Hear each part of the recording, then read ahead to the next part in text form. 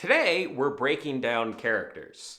No, I don't mean in a let's dissect them to their core elements and analyze them. I mean actually break them down, put them through hell, rip their lives apart, push them to the absolute breaking point. So I suppose the dissection comment is still valid. Anyway, one thing that your novel's conflict needs to do is put your characters through the ringer. They need to come up against their most damaging flaws. They need to risk what matters most. They need to have their whole world be on the brink or possibly over the brink of complete and utter destruction. How else can they enjoy the spoils of victory, the glory of conquering their foes, unless they are faced with something truly momentous? Characters these days don't know how good they have it. In my day, writers made their characters absolutely miserable, uphill both ways. Life was truly an adventure. And adventure is a good place to start. Getting your characters into a new environment is the first step to making them uncomfortable and setting them on a path to torturous pain and torment. They need to drive up to Manderley, go past the edge of the Shire. They need to... whatever happened to Jason Bourne, I don't remember. In a new environment, your character will have the opportunity to move beyond the humdrum of their daily lives and will be exposed to new and exciting threats and perils. Of course, a new environment doesn't have to be a new environment. It could simply be a change to their existing environment, a new stranger coming to town, a surprising change in their circumstances, an asteroid, typhoon, or Minuteman missile. All of these things will work, but only if these things affect something that the character cares about. After all, they're called characters for a reason. Yes, I'm going to continue making that joke until enough people complain about it. Linking your characters to some kind of rooting motivation will make any torment you put them through more impactful. If the readers like a character, then they will care about the same things that the character cares about.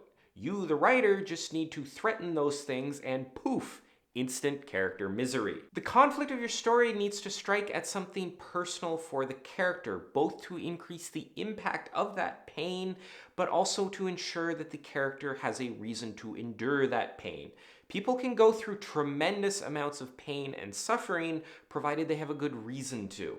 In writing parlance, we refer to these things as stakes, or what is at threat in the conflict of the story. If the global supply of T-bones are threatened, but your character is a vegan, then they aren't going to suffer from that pain. Well, they won't suffer any more than vegans normally do, but you get my point. Besides, you usually get better marbling on a ribeye anyway. Flaws are another soft, fleshy place to jab at your characters. Flaws are any insecurities or shortcomings your characters have, and any conflict that emphasizes those flaws is going to be especially painful. Your character sucks at differential calculus? Well, guess what the only way to defeat the villain is? Math. Having strongly motivated characters is helpful in many ways. Moving characters away from apathy will make them feel more pain. And more pain is another crucial element. Your characters should begin to suffer soon after your story starts, and they should only stop suffering right before the end. While the bullet wound to the stomach your character got in Chapter 3 probably still stings a little bit, by the time the reader reaches Chapter 10, the effects of that initial pain will have worn off. You need to regularly introduce new, novel, never-before-seen suffering to your characters at regular intervals within the story. However, you also have to pay attention to the intensity of that pain. The intensity of the suffering can't stay the same. Most stories start out with a lower amount of suffering, then ramp that up throughout the story. Your characters should lose access to resources, they should have more at stake, and they should face stronger and stronger antagonists as the story progresses. Or at least an antagonist who gets stronger and stronger. This makes intuitive sense. Having a character face the hardest challenge at the beginning and then go through progressively easier obstacles doesn't seem like a recipe for a good story. Likewise, keeping the level of suffering the same throughout the story is going to become a drag. The conflict will start to feel stale. The initial shock and emotional impact will start to wear off. Now, you can go too far with this and have a character go through an unbelievable amount of torment or just not have the torment ever ease up and slow down a little bit. But regularly having new, more intense challenges constantly confronting your character is a way to keep the story engaging. This will make it feel at least like your character is going through a lot. They'll start to wonder where all this pain is coming from. And where the pain comes from is the last point that we need to talk about. The main source of your character's agony is going to be the antagonist of the story.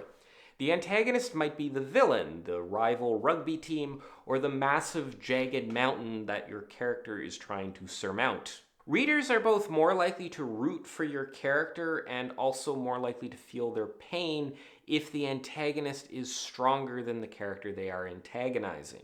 A more powerful foe will have the ability to produce more pain for your character and will also garner more sympathy from the reader. A stray dog nipping at a wealthy businessman is not going to create the same sympathy that a pack of wolves chasing down a battered plane crash survivor will.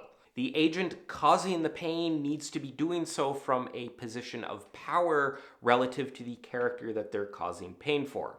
Though in the last example, I would probably still cheer for the wolves. People are awful. Just like this video was awfully helpful, I hope. So there you have it. I hope you enjoyed this video and found the advice in it useful. If you want to see more stuff like this, you can check out all my other writing advice related videos and subscribe to my channel. Thanks for watching, and I'll see you next time.